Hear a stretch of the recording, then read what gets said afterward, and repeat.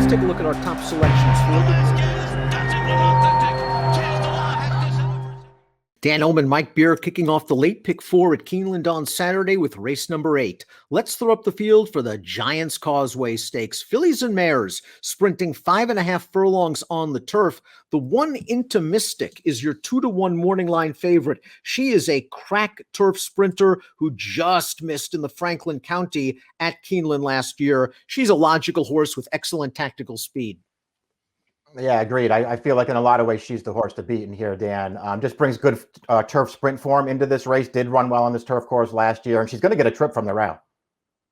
One of the horses that Into Mystic beat last time out, the number 3, LZ, is your expected pace setter according to Timeform US. We'll throw up the pace projector right now, and LZ expected to make the top, and sitting in behind is Into Mystic, and that was the trip that propelled Into Mystic to the winner's circle 2 starts back. Yeah, that's exactly right. They used Into Mystic speed that day to get forward. They let LZ clear her and just sat a trip in behind her, Dan. At the end of the day, she was too good for LZ. They both ran pretty well in there. It just feels like Into Mystic might be a little better. The number 2, In Good Spirits, expected to come from a little bit farther out of it, as she did last time out at the fairgrounds. Now, she beat a couple of next out winners that day, and I like that maybe she's found herself as a turf sprinter. It was the first time they tried it, and she really had a stronger kick than what we'd seen in recent starts. Yeah, I like that about her too, and I think you might be right. It might be just a situation where cutting back to sprint is what she really wanted to do, because she had run pretty well going longer earlier in her career, Dan. It just felt like she wasn't getting any better, and she finally took a step forward with the shorter distance last time. LZ really turned the corner in her last 4 starts. It all started here at Keeneland on October the 15th. She's 47-1. Let's watch LZ's race. It kind of came out of nowhere. By her top by 20 points, she went right to the front. She kept on going. If you didn't believe in LZ after this race, well, then she beat Into Mystic in the Panzaretta. So I think she might be for real, and she might be able to get to the front. Yeah, she might be, and she's lightly raced too. I like that about her. We'll see what happens. It's going to be interesting to see how it plays out between her and Into Mystic in here, Dan, because when she beat that horse 3 starts back in December, LZ just got absolutely loose on the lead that day. I'm not sure what the plan was with Into Mystic that day, but they took her back and raced her wide, and it just didn't really work out. When they got more aggressive with Into Mystic last time, I didn't even really think it was that close. To me, Into Mystic was a lot better. Question whether Dixie and Candyland the 4 is good enough. We'll go back to her last race. This is an optional claimer at Gulfstream on wet turf, and we see Dixie and Candyland on the outside. She has a look at this right here. She's going to flatten out a bit and finish 3rd, only an 80 buyer speed figure. She's run well at Keeneland in the past, however, but I think she needs a career best. Yeah, I agree. She just hasn't improved enough for me, Dan. She started out her career like she was going to be okay sprinting on the grass, but I just don't feel like she's gotten, she hasn't shown enough improvement, I don't think, to beat a field like this. Second start off a long layoff for the 5, Fashionable Lady, who prepped here at Turfway, sprinting on the poly track, and didn't have to like the surface, didn't think she got the best trip. Getting back to turf could help. She ran an okay race 3 back at Keeneland, but that was going a mile. There's a lot to prove. Yeah, she's very lightly raced. She could certainly take a step forward in this race, which she's going to have to do. She's a huge price on the morning line, Dan. And listen, when she ran that race 3 back over this turf course going a mile, she earned a figure that doesn't put her that far off.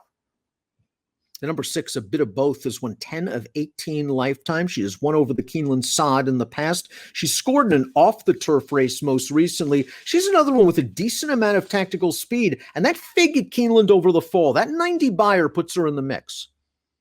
It does. We'll see if she can run it back. Maybe she just likes the Keeneland turf course, Dan. If she does, I guess that could be to her advantage. If I'm honest, I didn't really love her performance that day. I don't necessarily like too much that she's done since then. I just feel like she's in a pretty tough spot here. Karak has some speed, some pedigree, and some ability. It's just a shame that we haven't seen her that often. Her career has just been plagued by various layoffs. This will be her first start in about 11 months. She ran on dirt at Churchill, that race against a good one in Reagan's Edge. I don't fault that race. And let's go back 3 back. Her last start on turf. This was way back in 2019 in the Stewart Manor, Mike. I thought she ran all right in this race. She flattens out a bit after making a move into the teeth of the pace to finish 3rd. She bounced out of this race and dominated them at Turfway in her first start at 3. Yeah, I thought she ran well in here. This was a fast-paced race. You can see the closers coming to get her now, but she made an early move in here to make the pace go, took over, and just couldn't hold off a couple of horses who just had the run of the race in there. I thought she ran well in here. She had a lot of potential early on. Listen, it's a little bit disconcerting that she doesn't race that often and she's off another layoff here, but if she shows up with her good race, she can beat this field. Change from Control might be a little bit of a sleeper because she's in good form. She's hit the board in her last 3 races. Let's go back to her most recent turf start against the boys at Sam Houston, and we see she's down inside here, turning into the stretch. This was a good race. It produced 3 next out winners. The runner-up returning to win the Silks Run at Gulfstream with a 91 buyer. And we see Change of Control's just kind of in behind horses, a little bit tentative. She's going to find a spot, and she fires a little bit late.